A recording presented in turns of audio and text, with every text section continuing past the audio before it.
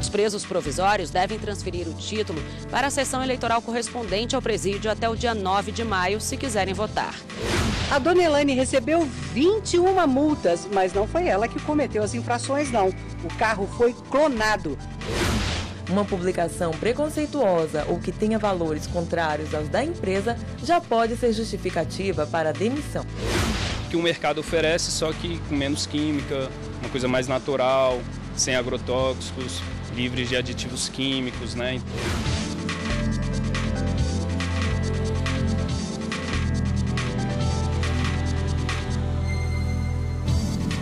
Olá, boa noite. O Tribunal Regional Federal da Primeira Região em Brasília determinou a ampliação da terra indígena Mencu em Mato Grosso. A decisão atende a um recurso do Ministério Público Federal e da FUNAI em favor do povo indígena Miqui. A terra indígena Mencu havia sido demarcada em 1987 sem critérios técnicos, com o patrocínio de um fazendeiro da região que disputava a área com os indígenas. Com isso, foram excluídas parcelas significativas da área tradicionalmente ocupada pelos indígenas. Segundo o procurador regional da República, que defendeu o direito dos indígenas no tribunal, impedir a ampliação da área é condenar o povo miqui ao etnocídio. A decisão judicial afirma que é viável a revisão do processo demarcatório realizado antes da Constituição de 88 para adequar a norma constitucional vigente. O ministro do Superior Tribunal de Justiça, Sérgio Cuquina, decidiu que a primeira sessão do STJ é competente para julgar o pedido de habeas corpus do empresário Raul Schmidt relativo à extradição para o Brasil. A repórter Kátia Gomes, via internet, tem os detalhes para a gente. Oi, Kátia, boa noite. Boa noite, William. Boa noite a todos. O empresário mora atualmente em Portugal e teve a prisão decretada pelo juiz Sérgio Moro no âmbito da Operação Lava Jato. Com a fixação de competência, o ministro Sérgio Cuquina suspendeu a eficácia de decisões do Tribunal Regional Federal da Primeira Região, que havia concedido liminar para suspender o processo de extradição do empresário, e do juiz Sérgio Moro, que entendeu que o TRF1 não tinha jurisdição sobre as questões relativas à extradição. A suspensão ela deve ser mantida pelo menos até o julgamento final do conflito de competência pela primeira sessão, previsto para ocorrer no dia 9 de maio. Nessa mesma decisão, o ministro Sérgio Cuquina manteve a extradição, que já tinha sido confirmada 2 vezes este ano, aqui pelo STJ. William, eu volto com você. Obrigado pelas informações. Detentos provisórios têm direito ao voto. A regularização do título de eleitor vai até o dia 9 de maio. O eleitor pode ter os direitos políticos suspensos em algumas situações, como, por exemplo, nos casos de condenações por improbidade administrativa ou criminal, se transitada em julgado. Até então, é dever da Justiça Eleitoral facilitar o acesso dele, não só às urnas, mas a todo o processo eleitoral. Isso foi feito no Distrito Federal, em 8 unidades de internação de menores e presídios de adultos. Em 5 dias, 421 pessoas foram atendidas. 95% queriam emitir o documento, mas algumas dificuldades também foram encontradas. A maior dificuldade é a falta de documento, né? Por mais que a gente monte uma estrutura, né, lá para atender esse preso, a gente só consegue atender aqueles que estejam portando um documento oficial de identificação. Em Pernambuco, 98 menores tiveram acesso à emissão de títulos eleitorais em uma das unidades de internação do estado. O trabalho foi realizado numa ação itinerante do Tribunal Regional, com o objetivo de preparar jovens e adolescentes para entender o que significa colocar na urna eletrônica a própria vontade. O artigo 136 do Código Eleitoral afirma que devem ser instaladas sessões nos estabelecimentos de internação coletiva, sempre que nesses locais existam pelo menos 20 eleitores. Os presos provisórios devem transferir o título para a sessão eleitoral correspondente ao presídio até o dia 9 de maio, se quiserem votar. Os direitos e as obrigações são os mesmos de todo eleitor, e a ausência vai ter que ser justificada depois. Caso as unidades itinerantes já tenham encerrado as atividades, o detento deve procurar a direção da unidade de internação e pedir orientação sobre o que pode ser feito a tempo de votar. Vai depender do dirigente lá do estabelecimento entrar em contato com a gente para ele levar esse detento lá no cartório para ser atendido. Ter o título em mãos é cidadania e participar disso é democracia. Uma aposentada de Brasília recebeu 21 multas sem ter cometido nenhuma infração. E sabe por quê? A placa do carro dela foi clonada. Além do Distrito Federal, onde mora, houve multas em outros 5 estados. Você sabe o que fazer numa situação dessa? Preste atenção nesta placa com final 66. Ela foi clonada. A dona do carro até que gostava do número. Sempre gostei, é meu número de sorte. Nunca imaginei que ia passar por isso tudo, nunca. E que dor de cabeça! Quando recebeu a primeira multa, Dona Elaine desconfiou que havia alguma coisa errada. Quando eu vi a data, era o aniversário do meu sobrinho e a gente estava num local totalmente diferente do local de onde foi dada a multa. Então eu já sabia que aquela multa não era minha. E aí vieram mais 20 multas. Olha só a quantidade nas mãos de Dona Elaine. As infrações foram registradas não só onde ela mora, o Distrito Federal, mas também em Goiás, Alagoas, Bahia, Sergipe e Mato Grosso. Foi terrível, muito traumatizante, muito cansativo, sensação de impotência total, porque eu não conseguia resolver nada. A dona do carro pediu a mudança de placa ao Detran e recebeu esta carta que diz: segundo o Código Brasileiro de Trânsito, a troca de placa é vedada. No documento, o Detran também sugeriu que ela entrasse com recurso de multas no Núcleo de Defesa Prévia, que poderia constatar a clonagem. Mas Dona Elaine não perdeu tempo e entrou na Justiça. O Juizado Especial da Fazenda Pública do Distrito Federal determinou que o Detran troque a placa do carro e anule as multas. Segundo o juiz, a proprietária comprovou que as infrações foram cometidas por outra pessoa num carro clonado. Dona Elaine foi mais uma das vítimas desse tipo de crime no país, a adulteração. Segundo este advogado, o primeiro passo de quem desconfia que teve a placa do carro clonada é registrar a ocorrência na polícia. Para dar publicidade àquela suspeita que a vítima de clonagem está tendo. Essa postura da vítima é muito importante porque ela pode até impactar na decisão de um juiz posteriormente em uma ação judicial. Em seguida, é preciso procurar o órgão de trânsito e, se nada for resolvido, o jeito é entrar na justiça. O juizado especial é o melhor caminho. O juizado ele é conhecido por ser mais célere e por cuidar de demandas não tão complexas. E seria o melhor caminho justamente por isso. É uma batalha muito grande, deveria existir um meio mais fácil para que a gente não perdesse esse tempo todo que a gente perde, a gente não ficasse tão estressada do jeito que a gente ficou. Muito cansativo, é dinheiro, é gasolina, é tudo é tempo, tudo é muita coisa. Então eu acho, mas que a gente não tem que desistir. Se a gente tem a convicção de que aquilo está errado, a gente tem que ir até o final para dar certo. E eu ainda estou esperando que tudo dê certo até o final. A qualquer hora, em qualquer lugar. Você que se liga na programação da TV Justiça na internet tem um novo meio de comunicação para acompanhar as notícias do Judiciário. É o TV Justiça Oficial no YouTube. Não tem mistério. Com a página do YouTube aberta, basta escrever na busca TV Justiça Oficial e pronto, você já vai estar no nosso novo canal. Aqui você encontra todos os nossos programas e os telejornais. Tanto faz se é no computador, no laptop, no tablet ou no smartphone. A TV Justiça está online e pode ser assistida em qualquer lugar. E não precisa mais procurar por cada programa. A audiência da TV Justiça na internet é muito significativa. Até hoje já foram mais de 43 milhões de visualizações, quase 230 mil inscritos. Em sessões importantes no plenário do Supremo já batemos o recorde de mais de 170 mil pessoas ao vivo, online. Hoje a TV Justiça tem um canal para cada programa. A ideia é reunir isso tudo num único canal. Ele vai encontrar todos os programas da TV Justiça e as matérias de todos os jornais, listadas em playlist, que é o novo TV Justiça Oficial. Desde 2002, a TV Justiça deixa o Poder Judiciário mais pertinho de você que está aí em casa. E natural que com tanta tecnologia disponível a gente fique ainda mais presente. Agora é só se cadastrar no novo canal para receber as notificações de tudo que você quer conferir por aqui. É uma excelente ferramenta, né? E não só para o estudante, mas para a população também. É um meio que aproxima, né, as pessoas comuns, os estudantes, do direito em si, de como o direito é exercitado, como ele é praticado. A TV Justiça tem mais do que uma missão de informar. Passou a ser também ferramenta de apoio às faculdades de direito.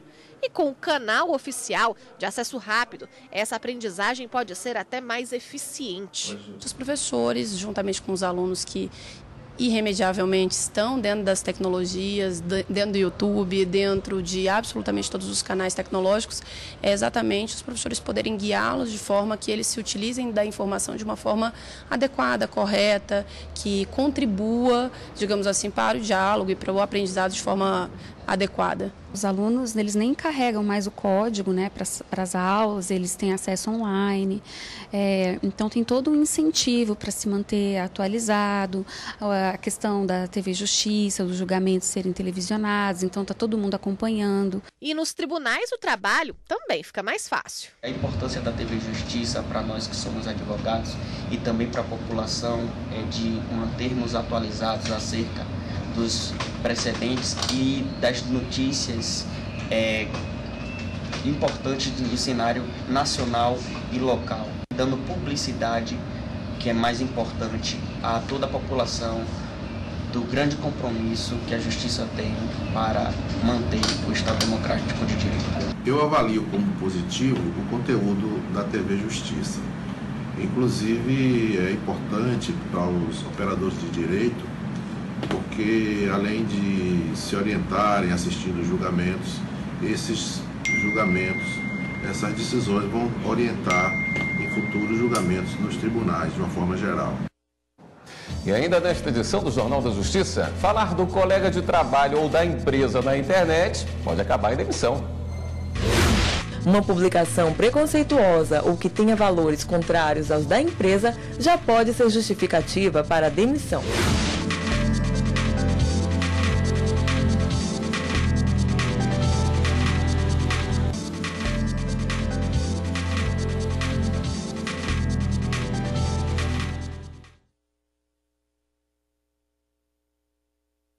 O Judiciário paraibano estão sendo capacitados para abastecer de informações o Banco Nacional de Mandados de Prisões.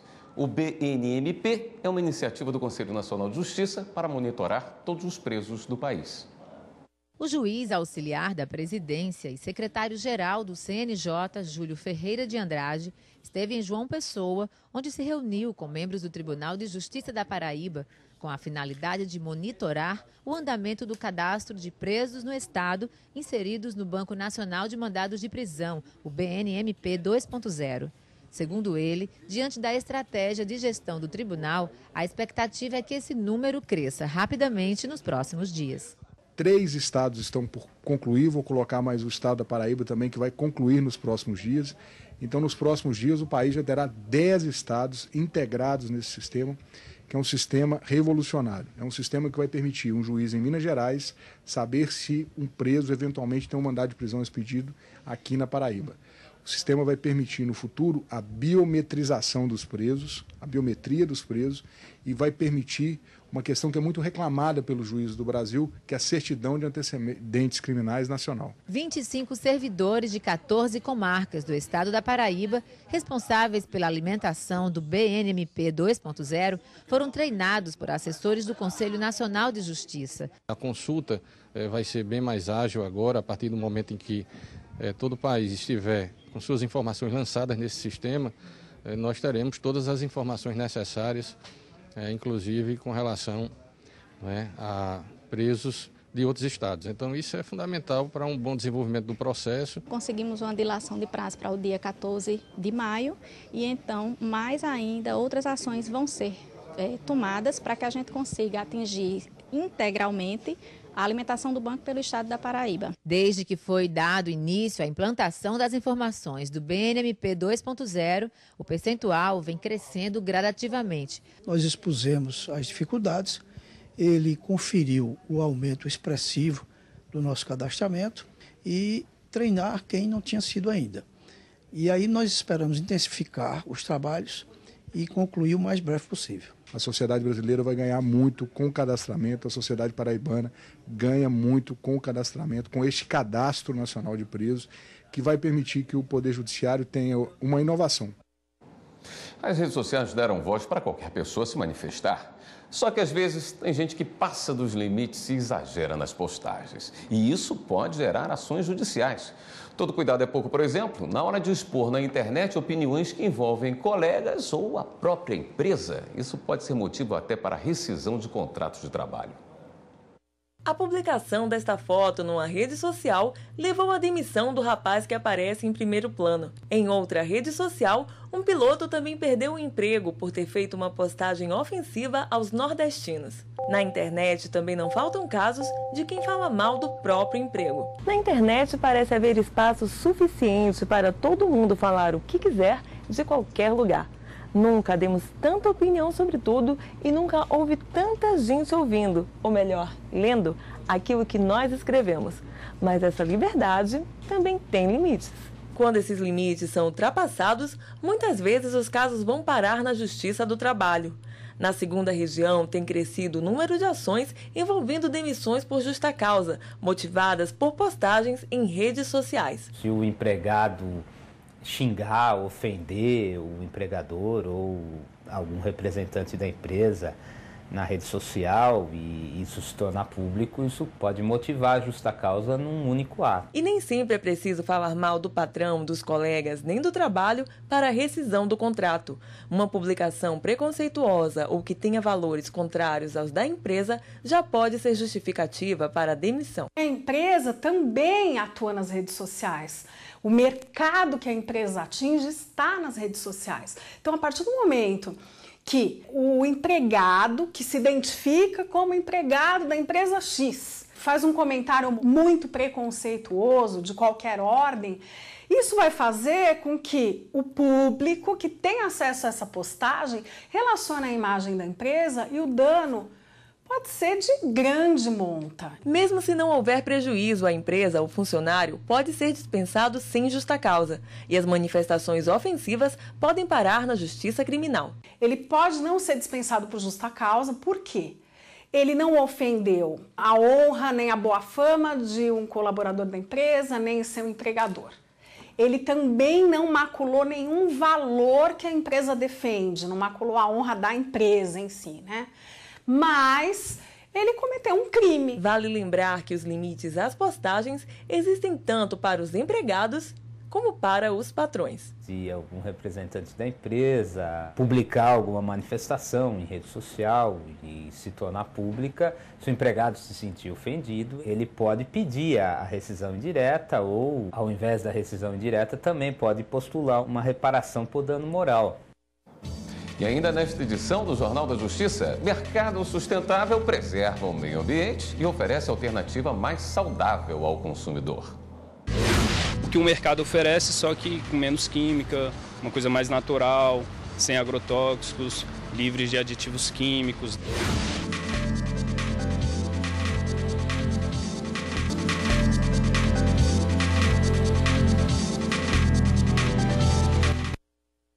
Termina hoje às 11h59 o prazo para entrega do imposto de renda. A Receita Federal divulgou um balanço agora há pouco. Até às 5 da tarde, cerca de 27.800.000 contribuintes entregaram a declaração. Isso corresponde a 98% do total estimado. Segundo a Receita, são obrigadas a declarar as pessoas com rendimento anual superior a R$ 28.559,70. Quem não entregar no prazo pode pagar multa de no mínimo R$ 165. Este advogado orienta: o contribuinte, mesmo que não tenha todos os dados, deve entregar a declaração hoje. Preenche uma declaração e transmite com base nos dados que dispõe. Isso evita a multa por atraso na entrega e depois é só fazer uma declaração retificadora, porque isso não gera multa. Hora de dar um giro na rede e conferir as últimas notícias.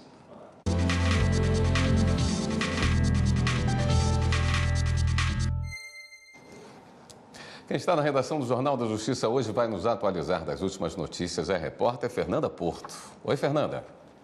Oi, William. Boa noite. Boa noite para você que está em casa.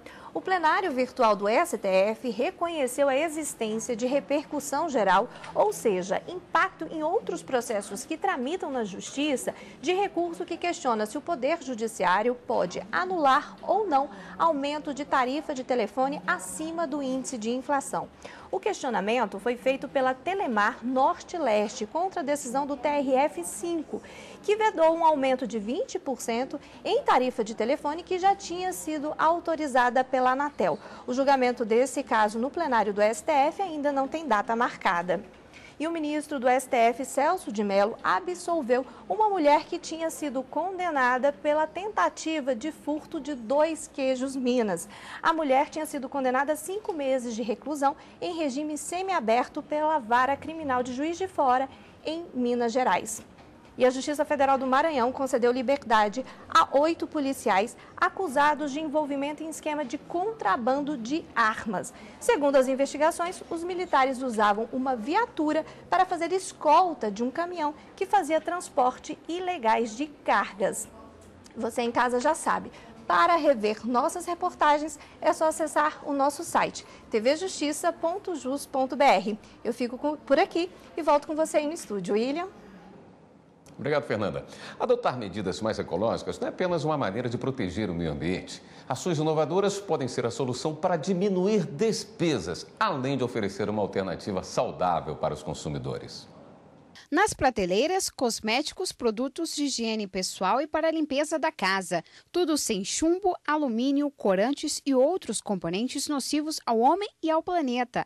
Essa é a ideia desse ecomercado em Brasília, que prioriza a sustentabilidade e oferece também aos clientes alternativas mais saudáveis. A ideia é oferecer justamente o que o mercado oferece, só que com menos química, uma coisa mais natural, sem agrotóxicos, livres de aditivos químicos, né? Este tipo de negócio tem ganhado cada vez mais adeptos. Flávia disse que tem trocado os mercados tradicionais por lojas que oferecem produtos naturais. Mas eu achava tão mais caro, né? Eu comprava no mercado muito mais barato, minha compra ficou mais cara. Mas aí eu comecei a mudar completamente meu estilo de vida, né? E aí eu parei de ir na farmácia e comecei a vir para o ecomercado. Então isso para mim ficou muito melhor. Eu prefiro investir do que ficar comprando medicamento. E não é só no segmento de vendas que a sustentabilidade tem gerado mudança de consciência. Dá uma olhadinha nesse restaurante. As paredes são de madeira reciclável. As prateleiras e o teto feitos com caixas de vinho que seriam descartadas. Sem falar na beleza que ficou o local. Economizamos 50% do que seria gasto se fosse com a madeira, um IP ou outro tipo de madeira. Do restaurante para a área de produção de eventos. Um cliente pediu e esse decorador precisou procurar meios para decorar de forma sustentável.